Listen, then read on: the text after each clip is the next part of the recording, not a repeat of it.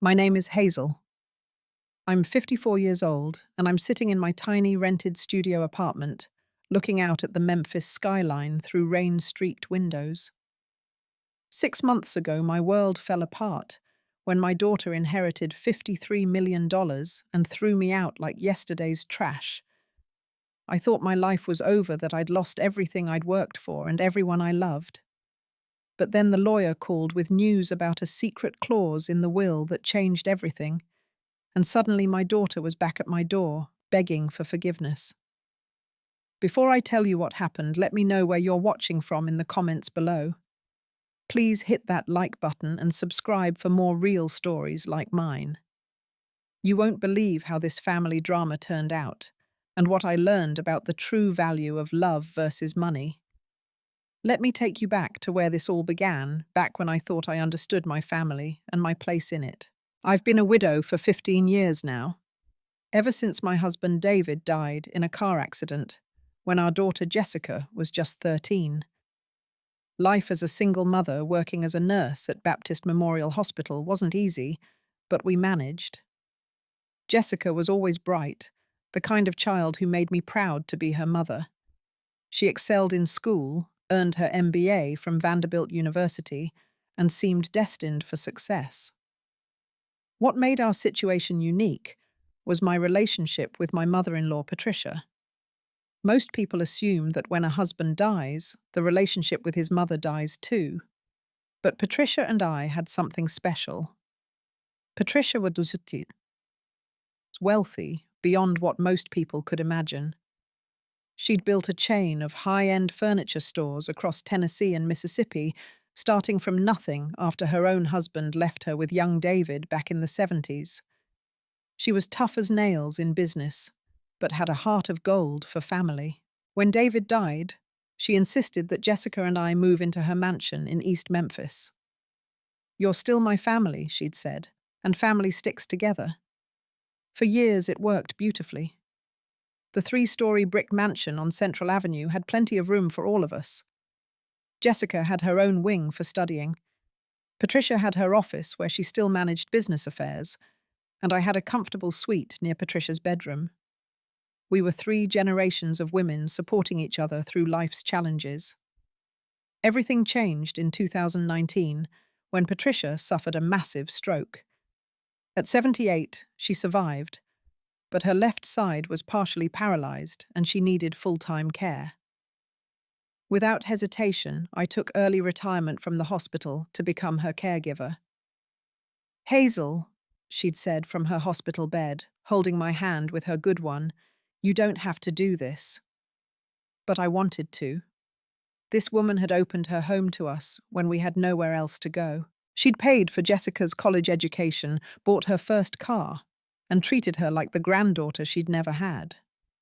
My days became completely devoted to Patricia's care. I helped her with physical therapy exercises every morning, prepared special meals for her dietary restrictions, managed her medications, and drove her to doctor appointments twice a week.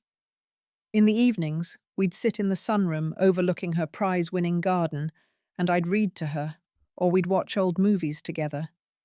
She'd often reminisce about building her business empire, sharing stories I'd never heard before. "You know, Hazel," she'd say during these quiet moments, "most people only see dollar signs when they look at me now. But you've never asked for anything except to make sure I'm comfortable. That means more to me than you'll ever know." During this time, Jessica was finishing her MBA program and then started working for a consulting firm in Nashville.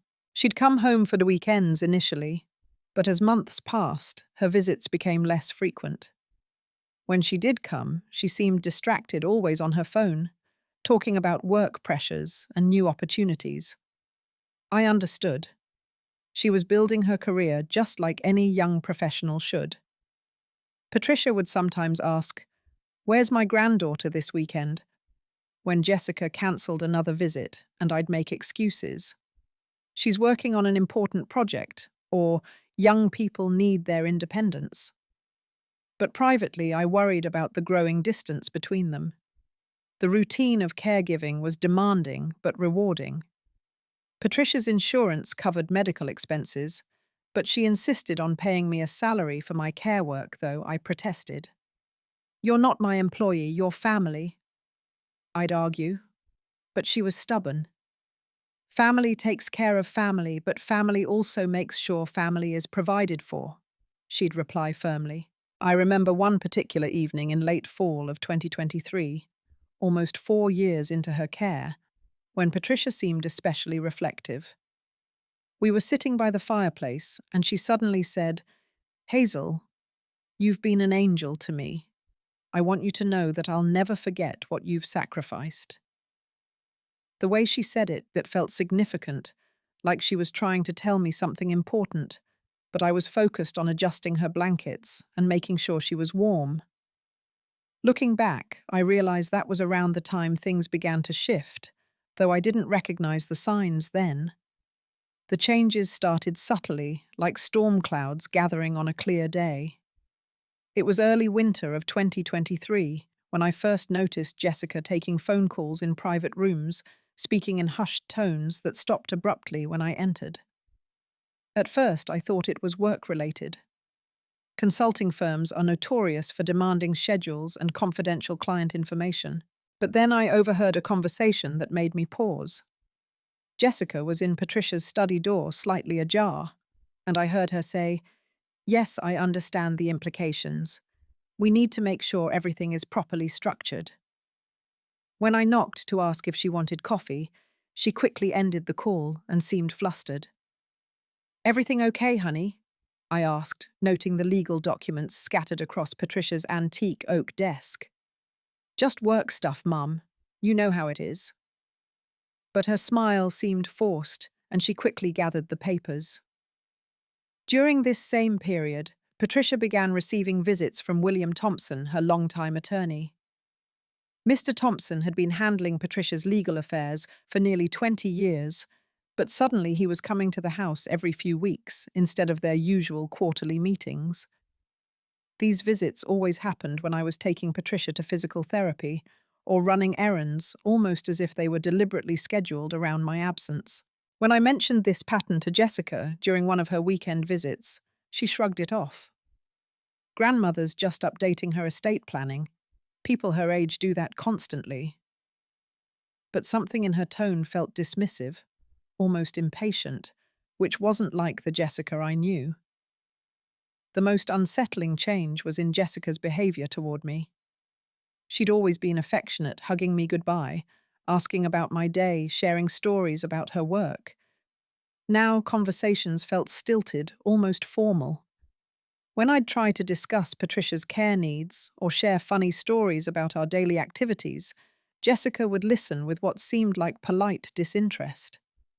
One evening in March, I was helping Patricia get ready for bed when she mentioned something that chilled me.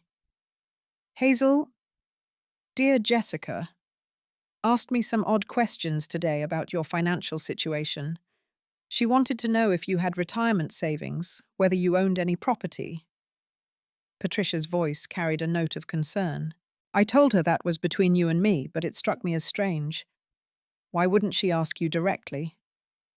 I tried to dismiss it as natural curiosity. Maybe she's just worried about my future, making sure I'll be okay when I'm older. But Patricia's expression remained troubled. "Perhaps," she said slowly, but there was something about the way she asked, like she was gathering information rather than expressing concern. The following week, I accidentally walked in on a phone conversation between Jessica and someone she was calling William. She was saying, "The sooner we finalize this, the better. I don't want any complications down the road." When she saw me, she abruptly changed the subject. "Anyway, I'll call you back later about that client meeting." My intuition was screaming that something wasn't right, but I pushed those feelings down. This was my daughter, the child I'd raised to be honest and caring. Surely I was misreading the situation, letting my imagination run wild because of the stress of caregiving. Patricia's health began declining more noticeably in late March. She was sleeping more during the day, had less appetite, and seemed frailer overall. Her doctor adjusted her medications and recommended we consider additional home health services, but Patricia refused. "I have Hazel," she'd say firmly. "That's all I need." During what would turn out to be her final week, Patricia called me to her bedside one morning. She looked directly into my eyes and said, "Hazel, I need you to know that no matter what happens, you've been the daughter I never had. You've shown me what real love looks like, and I'll never forget that."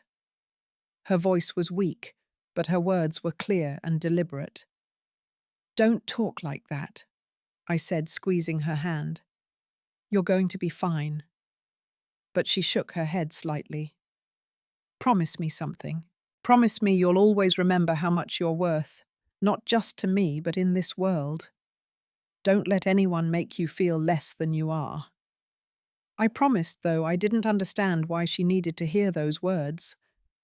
Looking back, I wonder if she somehow knew what was coming, if she sensed the betrayal that was about to unfold.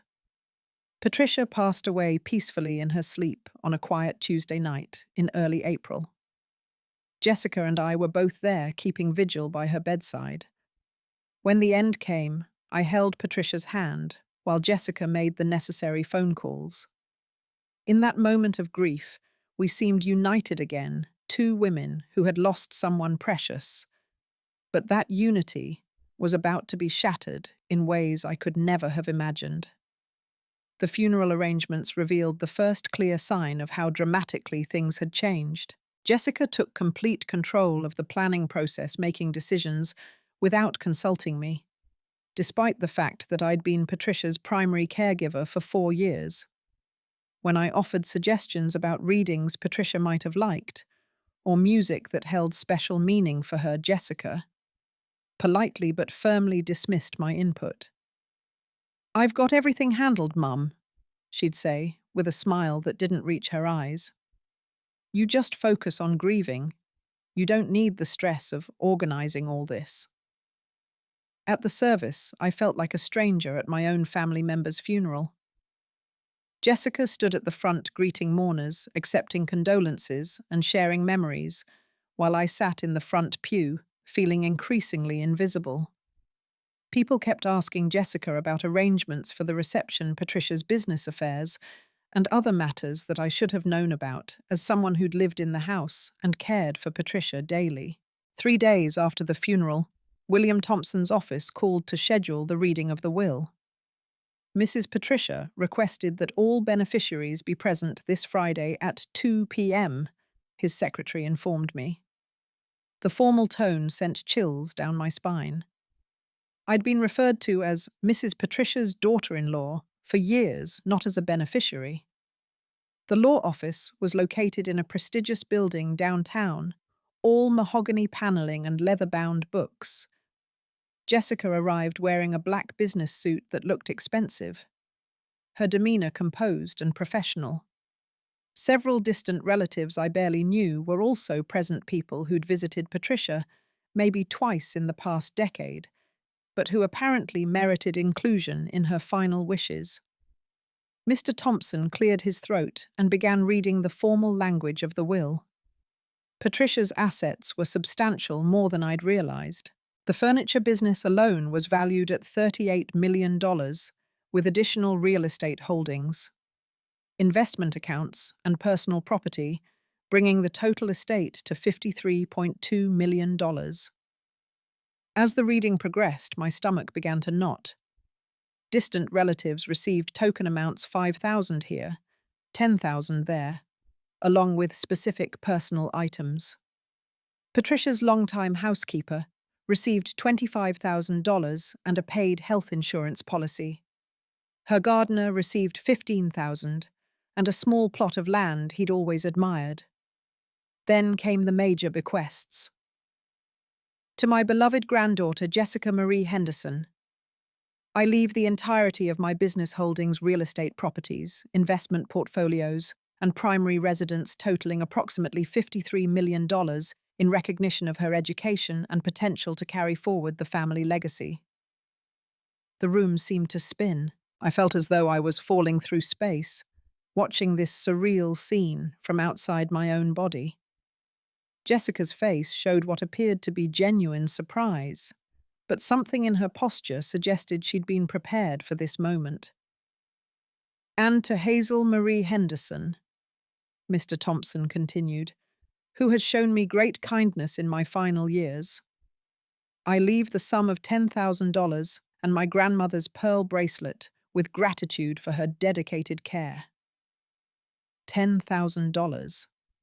After 4 years of full-time caregiving, after sacrificing my career and my independence, after believing I was truly family, I was worth $10,000 and an old bracelet. The silence in the room was deafening. I could feel everyone's eyes on me waiting for my reaction. I managed to maintain my composure, nodding graciously and thanking Mr. Thompson for his time, but inside I was screaming. After the reading, Jessica and I walked to our cars without speaking. Finally, she turned to me and said, "Mom, I'm as shocked as you are. I had no idea grandmother was going to do this." But when I looked into her eyes, I saw something that made my blood run cold. There was no shock there, no surprise, no guilt. There was calculation.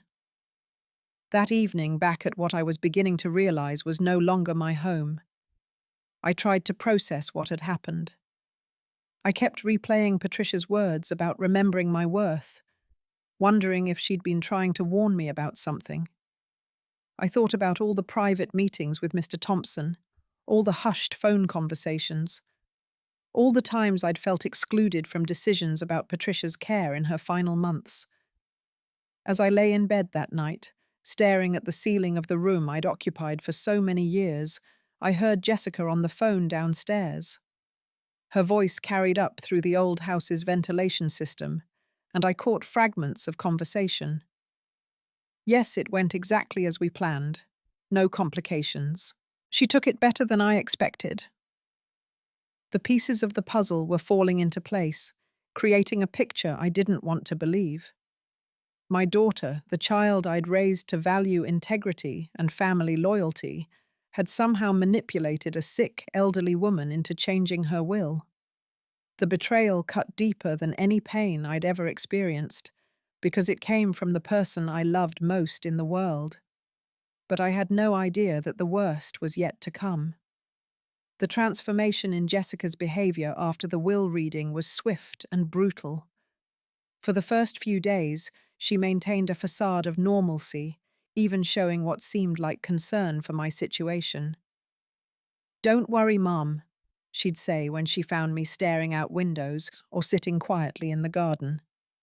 "We'll figure something out." But exactly 1 week after Patricia's funeral, Jessica's mask came off completely. I was having my morning coffee in the kitchen, the same kitchen where I'd prepared thousands of meals for Patricia, when Jessica walked in dressed for work and announced, "Mom, I think it's time you found your own place." I nearly choked on my coffee. "Excuse me. This house is too big for just me," she said, not meeting my eyes. "The utilities alone cost more than $1,500 a month, and then there's maintenance, property taxes, insurance. It makes more sense for you to have your own apartment." I stared at her, searching for any sign of the daughter I'd raised. "Jessica, I've lived here for 15 years. This has been our family home." "That was when we were caring for grandmother," she replied coolly, finally looking at me directly. "The situation has changed. You're still young enough to be independent. You have your nursing license, your retirement benefits, and now you have $10,000 to get started." The casualness with which she dismissed our shared history, our family bond, our years of living as a unit, hit me like a physical blow. "Honey, what's gotten into you? Yesterday you were telling me not to worry, and now you're asking me to move out." "I'm not asking," Jessica said, her voice taking on a tone I'd never heard before. It was cold, businesslike, final. "I'm telling you. This is my house now, and I need space to figure out my next steps without feeling obligated to support someone else." Support someone else. The phrase hung in the air like poison.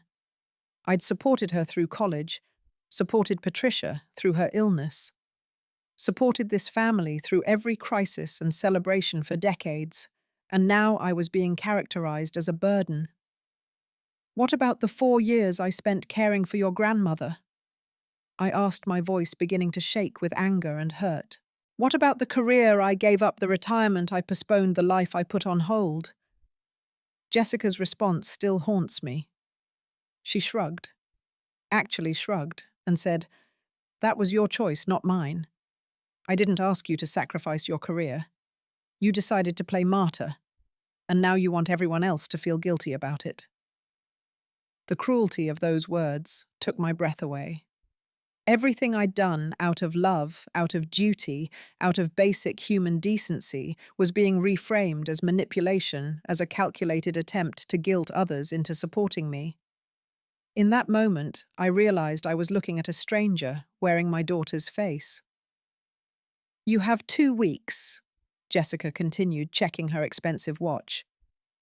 "I'll hire movers to help you pack, but I need you out by the end of the month. I'm putting the house on the market." "You're selling Patricia's house?" I gasped. The mansion had been in the family for 40 years, filled with memories and history. "It's my house now," she corrected. "And yes, I'm selling it. The market is good, and I need the liquidity for investment opportunities." Investment opportunities. My home. Patricia's legacy. Our family history was being reduced to a line item in some financial calculation. Over the following days, Jessica's behavior became even more disturbing. She hired an estate sale company to dispose of Patricia's belongings without asking if I wanted any keepsakes beyond the pearl bracelet mentioned in the will. When I tried to save a photo album of family pictures, Jessica intercepted me. "Those are part of the estate," she said firmly. "Everything in this house belongs to me now." "These are pictures of your father, your grandmother, our family history."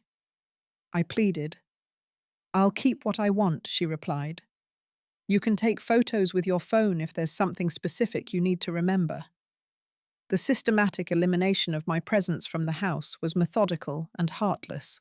Jessica changed the locks immediately, giving me a key only for the remaining 2 weeks. She cancelled the newspaper subscription that had been in my name, switched the mail delivery to exclude my correspondence, and even had my bedroom furniture evaluated for sale. When I tried to talk to her about our relationship, about the years we'd spent as a team, about the future I'd imagined where we'd remain close, even as she built her independent life, Jessica shut me down completely. "Mum, you need to understand that I'm 28 years old. I need to build my own life without feeling responsible for yours.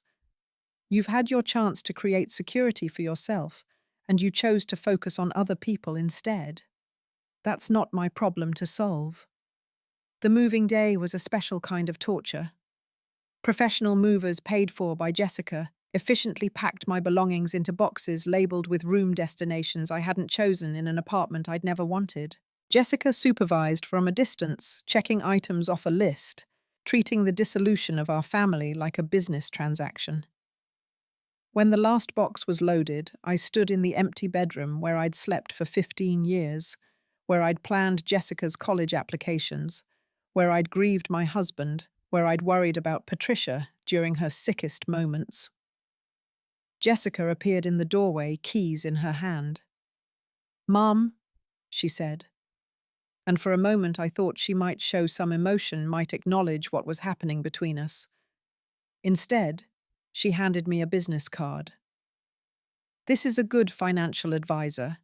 You should invest that $10,000 wisely, and maybe consider going back to nursing part-time. You're only 54. You have plenty of productive years left." As I took the business card, our eyes met for what would be the last time for months. I searched her face for any sign of regret, any hint of the loving daughter I'd raised. Instead, I saw a stranger who looked like my child, but possessed none of her warmth, her loyalty, or her heart. "I love you," I whispered, because despite everything, it was still true. Jessica nodded curtly. "I know," she said, "but love isn't enough to pay bills or build a future. You'll understand that better once you're on your own." I moved into a 500-square-foot studio apartment in a complex that had seen better days.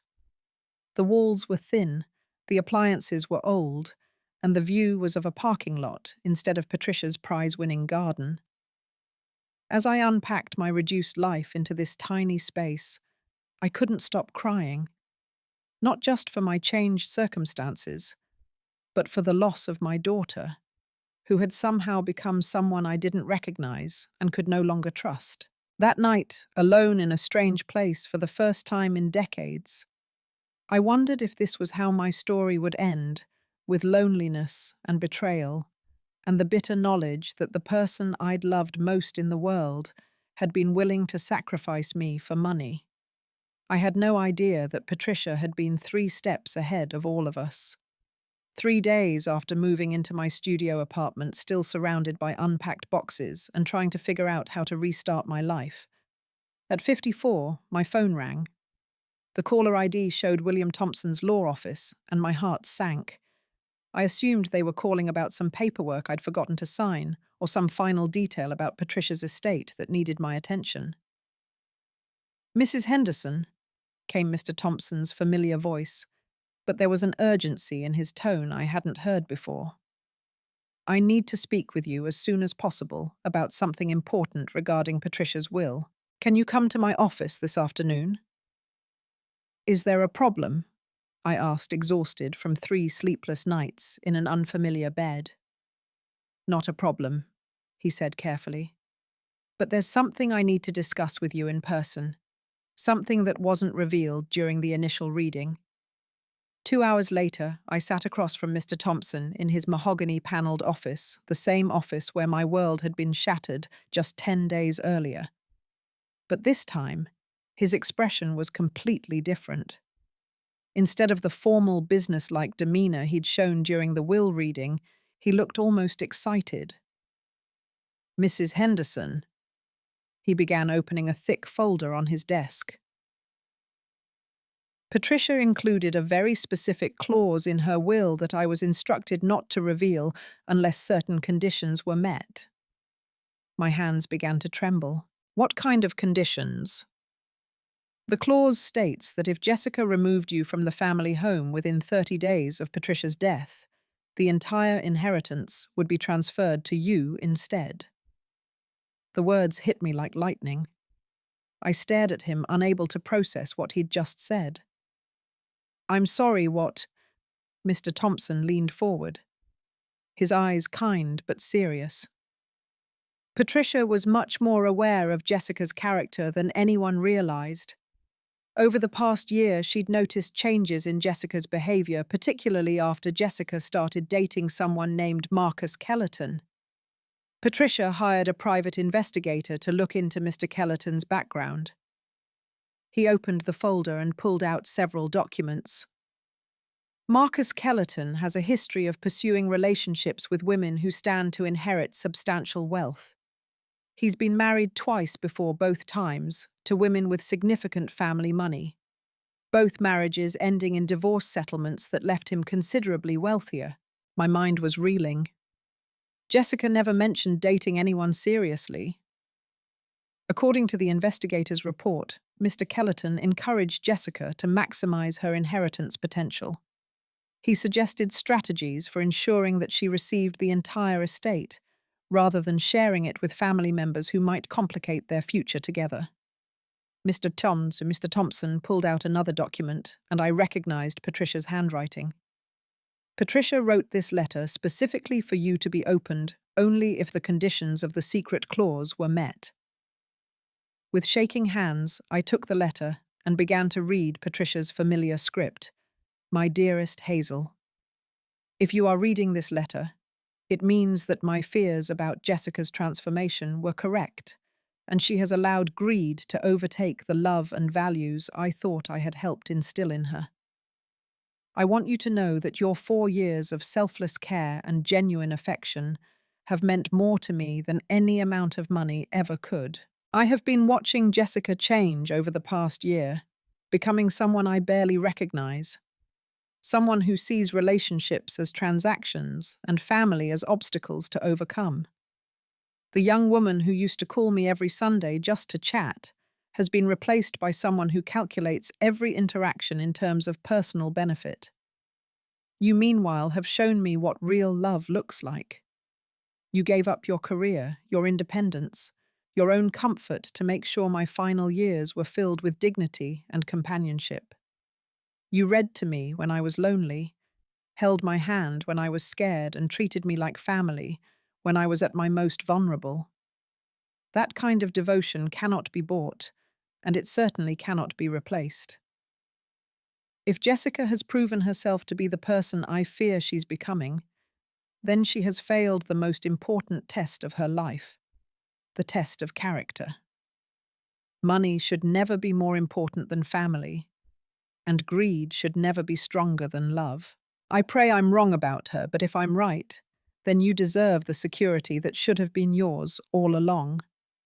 Use this inheritance wisely, not just for yourself, but for the good you can do in the world. You have a nurse's heart, Hazel. You understand that wealth is only valuable when it's used to care for others. I love you like the daughter I never had, and I trust you to honor both the gift and the responsibility I'm placing in your hands. By the time I finished reading, tears were streaming down my face. Mr. Thompson handed me a tissue and waited patiently while I composed myself. "How did she know?" I whispered. "How did she know Jessica would do this?" "Patricia was an incredibly shrewd businesswoman," Mr. Thompson replied. "She built her empire by understanding people by seeing through facades to identify true character. She told me that she hoped she was wrong about Jessica, that she'd rather lose the money than lose faith in her granddaughter, but she wanted to protect you either way." What happens now? Legally, the transfer is automatic. Jessica received official notification this morning that the inheritance has been revoked due to the triggering of the protective clause. As of today, you are the legal owner of the entire estate. The magnitude of what he was saying slowly sank in. $53 million. The mansion. The business empire. Everything that Jessica had calculated and schemed to acquire was now mine, not through manipulation or greed, but through the simple act of loving someone without expectation of reward. "There's more," Mr. Thompson said gently. Patricia also included a provision that Jessica should be told exactly why the inheritance was transferred. She wanted Jessica to understand that actions have consequences, that character matters more than cleverness. As if summoned by our conversation, Mr. Thompson's secretary knocked on the door. "I'm sorry to interrupt, but Jessica Henderson is here demanding to speak with you immediately. She says there's been some mistake with the inheritance documents." Through the office's thick wooden door, I could hear Jessica's voice, high-pitched with panic and anger. "This is impossible. There must be some error. I want to see those documents now." Mr. Thompson looked at me questioningly. "Would you like to see her?" I thought about it for a moment, imagining the conversation that would follow. Jessica would be desperate, probably offering apologies and explanations, trying to convince me that she'd been influenced by Marcus, that she'd made a mistake, that she never meant to hurt me. "Not yet," I said quietly. "I need time to process this, to figure out what comes next." Mr. Thompson nodded understandingly. "I'll handle her questions about the legal technicalities, but Mrs. Henderson, I think you should prepare yourself. Jessica is going to realize very quickly that her only hope of recovering any part of this inheritance is to repair her relationship with you. She's going to do everything in her power to convince you that she's changed." As I left the law office through a back entrance, I could still hear Jessica's increasingly frantic voice echoing through the hallways. For the first time in weeks, I smiled. Patricia had been protecting me even after death, showing me a mother's love that my own daughter had forgotten how to give. The real test was about to begin. I didn't have to wait long for Jessica to find me. 2 days after my meeting with Mr. Thompson, there was a desperate knocking at my apartment door at 7 in the morning. I looked through the peephole and saw my daughter standing in the hallway, still wearing what looked like yesterday's clothes. Her hair uncombed, her face streaked with tears. When I opened the door, Jessica immediately threw herself into my arms, sobbing. "Mum, I'm so sorry, I'm so sorry. I don't know what happened to me. I don't know who I became."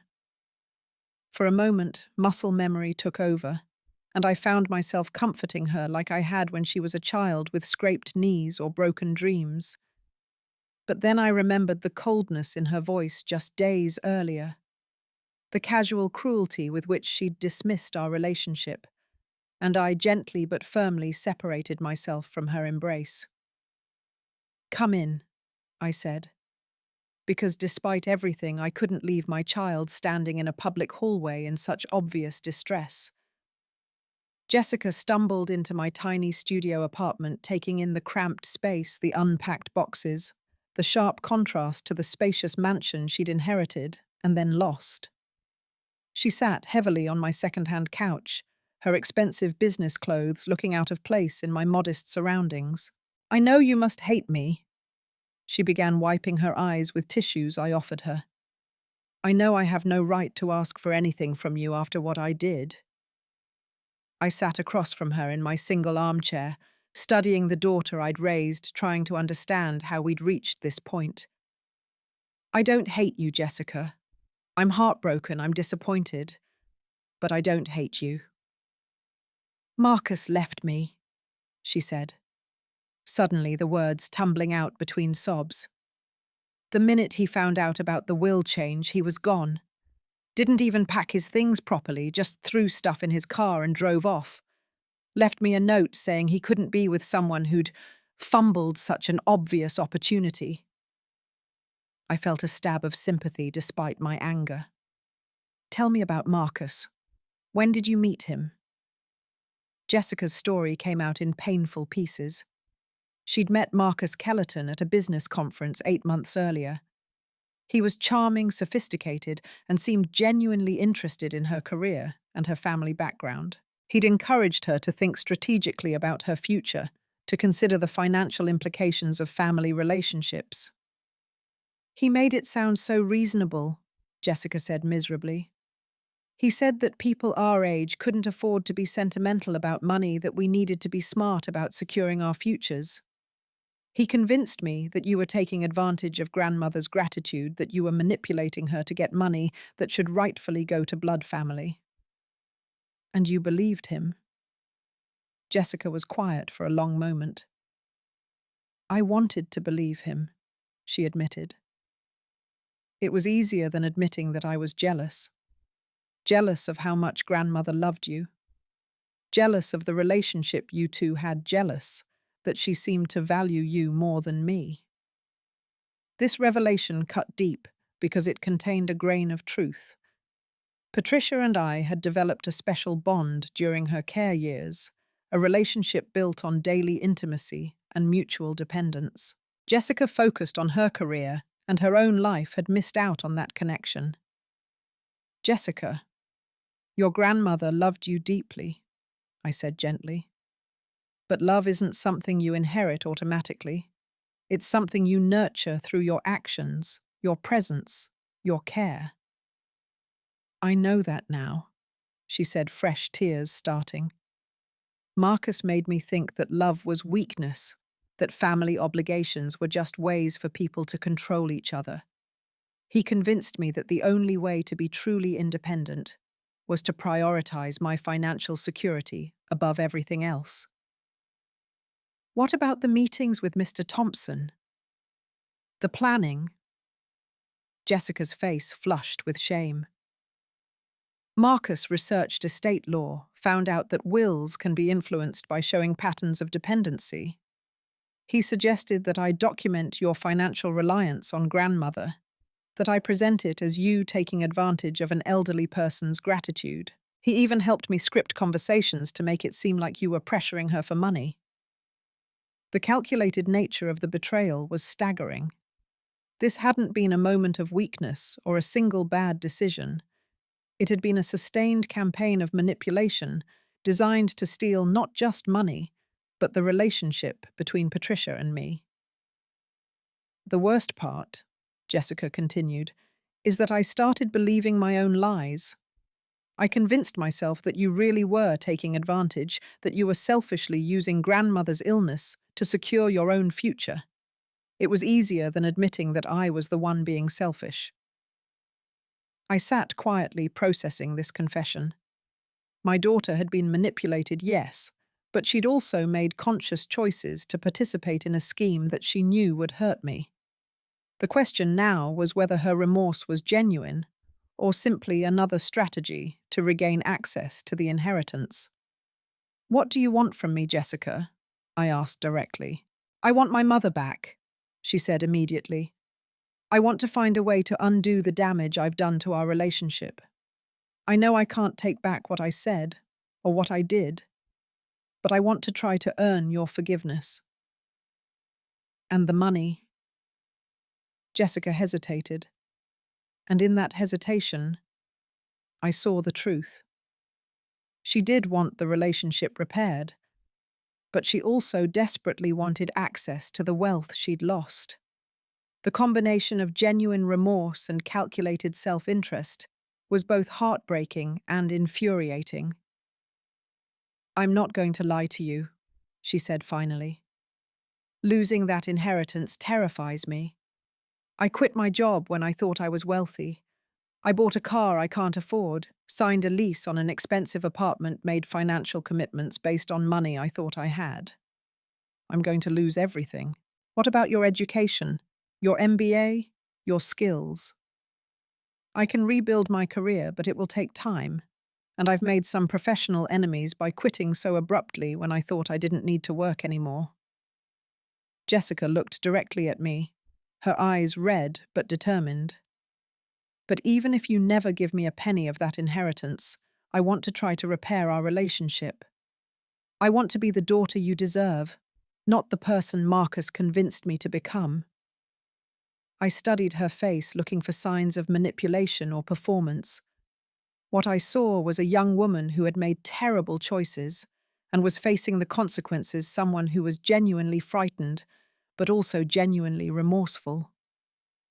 "It's going to take time," I said carefully. "Trust isn't something that can be rebuilt with apologies and tears. It requires consistent actions over a long period." "I know," Jessica said. "I'm willing to do whatever it takes, even if it means accepting that you may never see any of that money." Jessica was quiet for a very long time. Finally, she nodded. "Yes, even if it means that." I wasn't sure I believed her completely, but I recognized something in her voice that gave me hope. For the first time in months, I was hearing echoes of the daughter I'd raised, the young woman who'd once called me her best friend and meant it. The road to forgiveness would be long and difficult, but perhaps it wasn't impossible after all. 6 months have passed since that tearful morning when Jessica appeared at my door, and I'm sitting in the same studio apartment where this chapter of my story began, watching the Memphis skyline through windows that no longer seem like prison bars, but like portals to possibility. The inheritance has changed my life in ways Patricia surely intended. I've established a foundation that provides financial assistance to caregivers who sacrifice their careers to care for aging family members. Every month, I meet with nurses, home health aides, and family caregivers who find themselves in situations similar to what mine was. People whose dedication goes unrecognized and unrewarded by traditional systems. The mansion is now a respite center where caregivers can bring their loved ones for professional care, while they rest, attend medical appointments, or simply remember what it feels like to be something other than a caregiver for a few hours. Patricia would have loved seeing her home filled with people helping each other, rather than sitting empty as a monument to wealth. Jessica and I have been rebuilding our relationship slowly, carefully, like archaeologists reconstructing something precious from broken fragments. She's found a new job with a smaller consulting firm, taking a significant pay cut from her previous position, but working with people who value integrity over aggression. She lives in a modest apartment, now drives a used car, and has learned to budget for groceries rather than assuming money will always be abundant. Every Sunday, she comes to my apartment for dinner. We cook together, sharing stories about our weeks, slowly rediscovering the rhythm of conversation that doesn't involve manipulation or hidden agendas. She's never asked me directly about the inheritance, never suggested ways I should spend it, or hinted that she deserves a portion of it. Her focus has been entirely on rebuilding trust between us. 3 months ago, she brought me a letter she'd written, but never intended to send a letter addressed to Patricia. In it, she apologized for disappointing her grandmother, acknowledged the ways she'd allowed greed to corrupt her judgment, and thanked Patricia for the final lesson in character and consequence. Reading that letter convinced me that Jessica's transformation might be genuine. Marcus, meanwhile, has apparently moved on to his next target, a woman in Nashville whose father owns a chain of successful restaurants. I've heard through friends that he's using the same playbook, the same sophisticated charm, mixed with strategic advice about maximizing inheritance potential. Some people never learn from their mistakes, they just find new victims to repeat them with. The most surprising aspect of this experience has been discovering my own strength. For so long, I'd defined myself in relation to other people, first as a wife, then as a mother, then as a caregiver. But living independently, making my own decisions about how to use Patricia's gift, has shown me that I'm more capable than I ever imagined. I've gone back to nursing part-time, working with the Foundation's partner organizations to provide medical support for their caregiving programs. It feels good to use my skills again to remember that I have value beyond my willingness to sacrifice for others. Last week, Jessica asked me a question that showed how much she's grown. Mum, do you think grandmother would be proud of who I'm becoming now? Or disappointed that it took losing everything for me to find myself? I thought carefully before answering. I think she'd be proud that you're asking that question. Growth requires the courage to look honestly at our mistakes and choose to do better. That's not something everyone is willing to do. The truth is, I don't know what the future holds for Jessica and me. Rebuilding trust is an ongoing process, and there are still moments when I catch glimpses of the calculating person she became during those dark months. But there are also moments when I see the kind, thoughtful daughter I raised, the young woman who used to leave me little notes of appreciation and who cried when she accidentally stepped on a butterfly. People often ask me why I chose to stay in this small apartment when I could afford any house in Memphis. The answer is that this place represents something important to me. It reminds me that happiness isn't about square footage or expensive furnishings. It's about knowing who you are when everything else is stripped away, about finding peace with yourself regardless of your circumstances. Patricia's final gift to me wasn't really the money, though I'm grateful for the security and the ability to help others that it provides. Her real gift was the lesson that love should never be contingent on what someone can do for you, that relationships built on genuine care and mutual respect will always triumph over those based on calculation and greed. Sometimes the greatest inheritance isn't money, it's the wisdom to know who truly loves you. And sometimes love means letting people face the consequences of their choices, even when it breaks your heart to watch them struggle. I've learned to forgive without forgetting to help without enabling, and to love without losing myself in the process. These are lessons that can't be bought or stolen. only earned through the difficult work of choosing integrity over convenience, compassion over resentment, and hope over bitterness. As I watch the sunset paint the Memphis sky in shades of gold and pink, I'm reminded that every ending is also a beginning, that every loss contains the seeds of something new, and that the people who try to diminish us often end up revealing our true strength instead. Patricia knew what she was doing when she structured that will the way she did. She gave Jessica a chance to choose love over greed, family over money, character over convenience. Jessica failed that test initially, but she's still young enough to learn from her mistakes and build a better version of herself.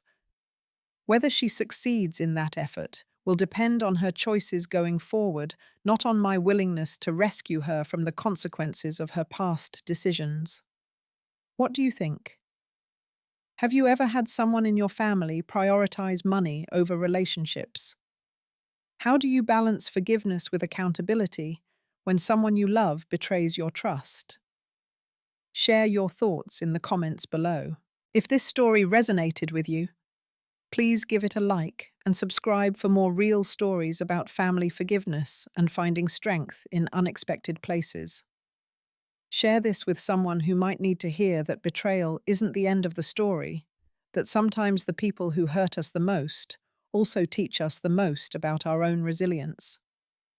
Thank you for listening to my story, and remember that your worth isn't determined by how others treat you, but by how you choose to treat yourself and others, even in the darkest moments. Until next time, take care of yourselves and the people you love.